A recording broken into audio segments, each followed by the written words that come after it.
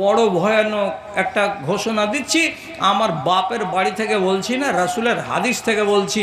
তা কি, একদিন এক মজলিসে আল্লাহ রসুল খানা খাচ্ছেন, আর সাথে আর দুজন সাহাবী আছেন, আর একটা দূরের মেহমান আছে ওই দস্তরখানে বসে, গোল হয়ে ৩-৪ জন লোক প্লেট থেকে খানা তুলে তুলে তুলে তুলে খাচ্ছেন, রাসূলও খাচ্ছেন।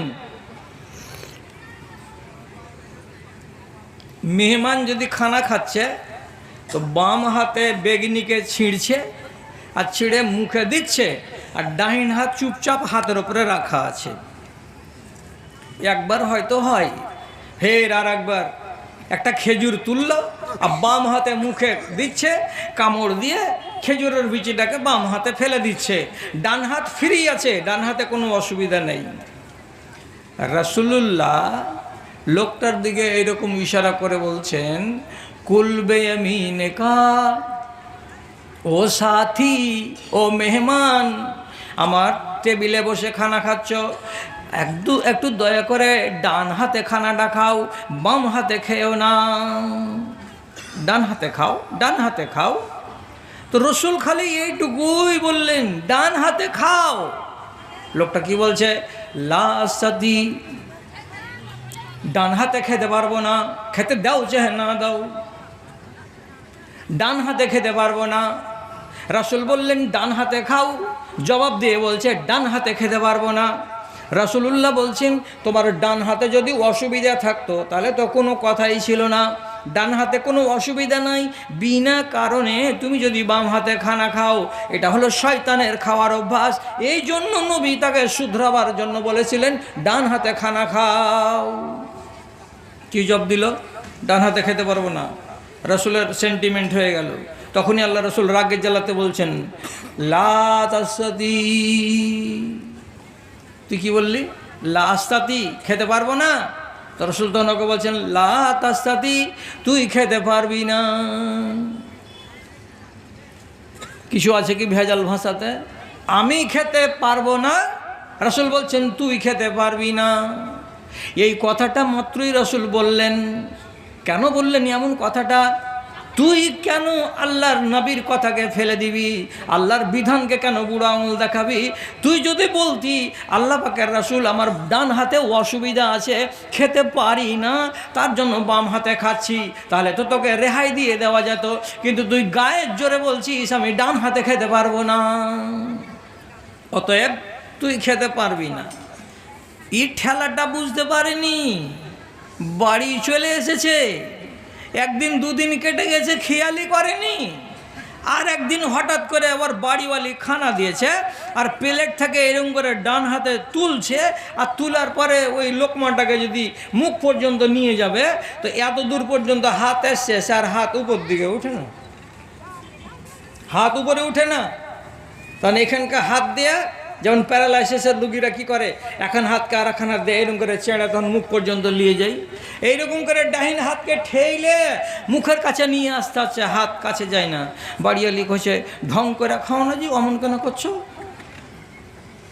হাত লাগাইছে, তারপর বাঁ হাত দিয়ে ফের পেয়ালা দিছে। ভিতরের কথা কেমন করে বলবে?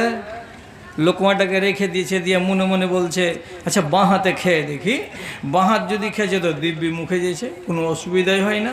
ফের ডাহিন হাতে যদি লাগিয়ে দেখছে তো ফের আধখানি আসছে, মুখ পর্যন্ত যায় না।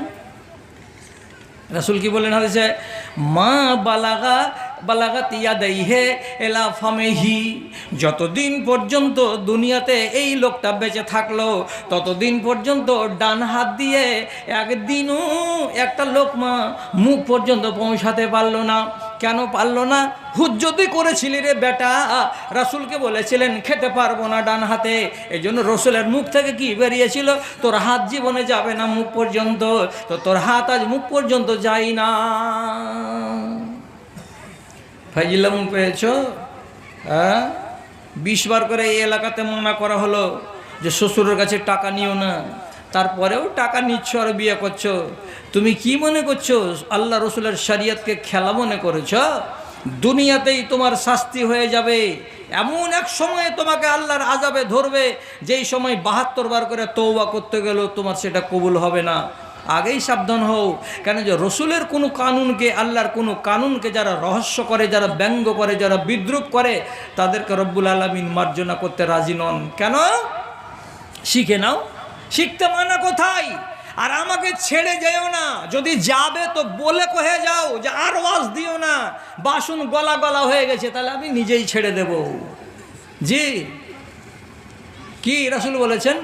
বান্দারে, তোর সমস্ত গুনাহকে আমি মাফ করতে রাজি আছি, কিন্তু 3টা গুনাহকে জীবনে মাফ করব না, জীবনে মাফ করব না।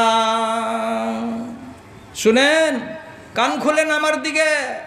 একটা গুনাহ কি? যদি শিরিক করো আল্লাহর সাথে, জীবনে মাফ হবে না। শিরিক কাকে বলে? একই দিনে 2 বেটার বিয়ে হলো। একটা বেটি বরগাছি থেকে এলো, আর একটা ছিপি গাঁ থেকে নিয়ে এলো। যেটা ছিপি গাঁয়ের বেটি, আর 11 মাসের মাথাতে একটা বেটা বিয়ে দিল। আর যেটা বরগাছি থেকে নিয়ে এসেছে, ওই বহু ওরকম পাতনি হয়েই আছে, ওর পেট চিমঠি হয়ে দাঁড়িতে লাগিয়ে আছে। শাশুড়ি কইছে, কেমন কথা গে, একই দিনে বিয়ে করে বেটার খেলিয়ে নু, আর একই দিনে 2টা বহুকে 2টা বেটার ঘরে পাঠাইনু, আর 11 মাসের মাথায় ওই বহুতে একটা বেটা দিয়ে দিলে, আর তুই আধখানো দিতে পারলি না একদিন থেকে। বেচারি কি করবে? কইছে, কি করবো জি মা, ছেলে হয় না। আর হাতে কি আছে যে ছেলে আমি নিজে করে নিব? হয় না তো কি করব? 11 মাসের জায়গায় 3 বছর 4 বছর হয়ে গেল, ছেলেই হয় না। তখন ওকে ওই বরগাছির এলাকাতে কিন্তু মেলাই আছে, ভোর রাতে হু হু করালো।